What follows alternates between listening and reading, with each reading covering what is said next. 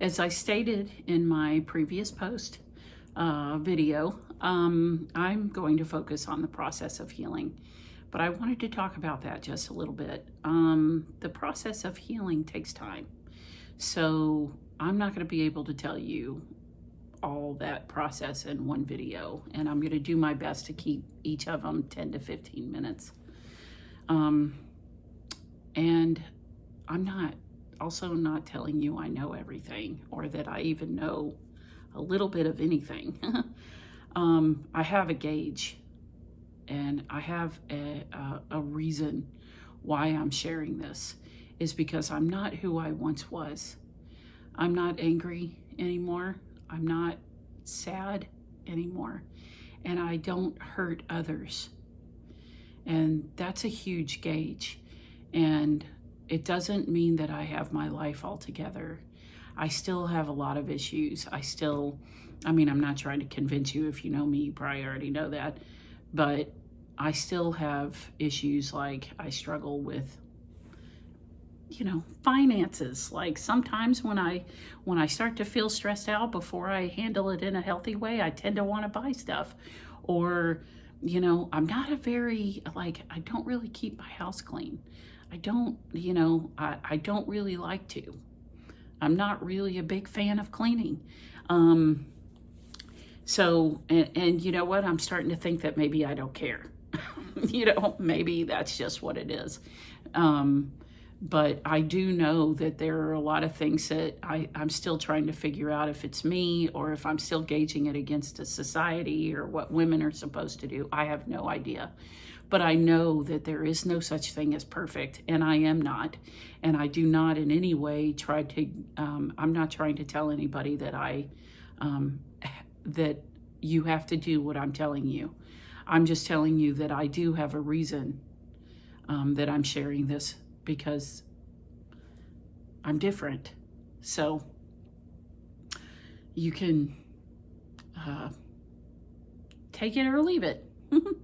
So on that note, I want to kind of go back to what I said on the end of the last video, which is none of those things worked for me. Things like prayer, reading the Bible, church, friends, counseling, husband, kids, and all of that. And I want to explain to you why I said none of those things worked. The reason none of those things worked is because I think ultimately they aren't meant to be the thing that does work. See, if you're never changed and you use things in your life, it's still going through the filter of your brokenness. So if you're reading the Bible and you're a broken human being, or you have all these awful things that happen to you, well, how do you think you're going to read it? And how do you think you're going to pray? And how do you think you're going to treat friends, if you even have any, which I did not really have any? How do you think, what kind of spouse do you think you're going to be, and what kind of spouse are you going to attract, and how are you going to treat your kids, and how are you going to raise them? Because it's all going to be based from this sort of perspective of, like, you can only express what you know. You only know what you know. So those things didn't help me, because I really didn't have, I was internally not good. And I mean that not in the terms of good or bad, but I was not well. To me, it's kind of like getting the instruction book, or like the book that comes with a Mercedes, right? And that's all you get is a book, but you've never owned a Mercedes, and you've never driven a Mercedes, but you have the book for a Mercedes. Well, how interesting would that book be? It's not going to be very interesting. And I mean, you can look at it from the perspective that everybody knows you don't have the Mercedes, but you have the book for it. Or you can think of it this way too. People could walk around with that book, with the Mercedes book, and make people think they have one when they really don't. So how would that look? I mean, eventually you'd be found out that, what you're doing out in public ain't happening at home. So it just wasn't enough for me. And I would be remiss in not telling you that the biggest thing that prompted my healing and the foundation of my healing was my belief in God. I really never let go of that, even in every struggle, and even when I didn't really understand who God was, and I'm not saying that I really understand who He is to any degree now. It's just what the information I have. So, talking about God being the foundation of my healing is a process in and of itself. So I want you to know that I'm not going to be able to share a lot of that right now. It's going to be in each video. So hopefully any questions you have, or if you want to ask any, or you, that's great. If not, it'll probably come out in another video. But we're not really there yet. So I kind of want to talk about one of the first things that hit me in the healing process. So with the knowledge that I already had of some belief of God existing and being involved in the world to some capacity, the first thing I faced in the healing journey was forgiveness. Now, I got to be honest with you, I struggled with this concept then. And maybe I should say it this way. I want to be honest with you that I struggle with it now at times. You know, sometimes I wake up and I'm like, why do I have to forgive? Like, why does there even have to be bad things that happen that I need to forgive? And it's a little insight into my mind. I don't know if that's how other people think, but I do think that. But you know, the funny thing about that is that there's really no answer for it. And it really just ends up being my complaints. So me complaining, if it like got me somewhere, I would have been somewhere back then, because I complained a lot. And I never actually, I never got better because of the complaints. It just sort of kept me in the same place. And I guess I had gotten so used to being in that place that I almost felt comfortable in it. Like comfortable in my complaining and comfortable in being, I mean, it's all I had were my complaints. I mean, honestly, that's really all I had. But eventually, I just didn't like just having that. So what I decided to do was, I decided to give it a try. I decided to give healing a try. Every day, at some point in the day, I would definitely think about stuff that I had done or had been done to me. And I would stop and say, I forgive myself, or I forgive the person. That was great. After a while of doing that, though, it kind of hit me that how long do I have to do this? Like, why am I not feeling any different? Is there like something else that's going to happen? And so at the time, I didn't really understand any other part of it. I was just saying it every day. And it wasn't really, there was a slight change. And now looking back, I can see what the change was. But the slight change was that there was movement. It wasn't that I was forgiving or doing anything like that, but there was movement towards something different. And that's not one of those things that you get the information in the moment. You have to usually look back and see that. But there was movement, and the movement was that I didn't know how to live like a person who had forgiven, because I had lived so long unforgiven and unforgiving. So I didn't know what that was supposed to look like. So not feeling any different or anything like that was really just because I didn't have someone to kind of figure out where that went. So what I did was, I knew I couldn't continue in that mindset that I was in, but I also knew that I had no idea how to get out of it. So what came to me was that I needed an outside gauge. Okay, so that's where we're at. Other than what I knew or thought I knew. So I started reading a lot at this time and listening to a lot of different types of people. And what I saw was a lot of people just as confused as me. Like, they were giving perspectives, but they weren't there.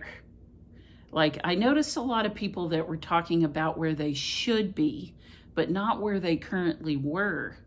And that one was tough, because I was like, well, well, that's not helpful. Telling me where I should be is not helpful, because I wouldn't even know how to get there anyway. So, what I did was, well, I'll get to that. And none of them really said that they were confused. They just used words that told me that they were confused. Like, we should be doing this, or this is how it should end up, or, eventually. And it used words like that. So they would say things like, you just need, or you just need to pray, or you just need to read the Bible, or you just need to go to church, or you just need to love yourself more, or you just need to put some lipstick on, which that was weird, or you need to suck it up. And that one's a hard one, because that's what, none of them really made much sense to me at the time. There was a lot of advice that gave no information to the process of getting to the place of understanding what I was reading in the Bible, or what I was praying, or what I was hearing. It was just all confusing jumble of information. So I thought about it, and I decided on Martin Luther King Jr., and here is the main reason I picked him, is I remembered him from high school. I remembered, that he was the most forgiving person that I had ever heard about, that had actually, there was proof that he had done what he said. And so I couldn't fathom that. Like, I could not fathom sitting there and being treated the way he was treating, and being treated the way he was being treated, and still living a happy life and being kind. And again, this isn't about perfection or anything, but I just had never heard of anyone doing what he did. So I read anything and everything about him. It was when I found out his belief on the Bible is that he preached and lived what was called the social gospel, because he believed that the Bible could be used as a gauge for your everyday life. That was pretty exciting to me, because I thought, oh my God, an instruction booklet. Except that at the time, I didn't start reading it. I'd like to tell you I did, but I did not, because I still just could not understand it. And I really was still in a real unforgiving state. And I was still really hurt and broken. I still had a big problem with God. I really had a big problem with Christians. And I recognize the irony of that in being a Christian, but I had a really big problem with all that kind of stuff. And I just felt very rejected and hurt by all of that. So MLK was the first to introduce me to the concept, though. Okay. So plus he lived what he said he believed. And up until then, I had not really seen too much of that. As I started to forgive, different things would come to my mind, and here's where a change took place. Maybe if I don't have any friends, maybe that's because I don't know how to be one, or maybe I am angry all the time because I don't know how to express any other emotions.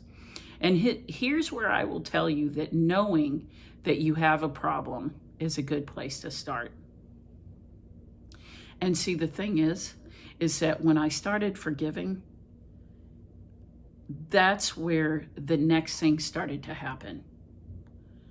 And I didn't see it then, but I really see it now. I realized I had a problem. I started to think about responsibility different. I thought of it, it started to seem like there was some power in it. If I own my own problems, then maybe I can change them. I mean, if I kept making them someone else's problems, then how could I have any control in that?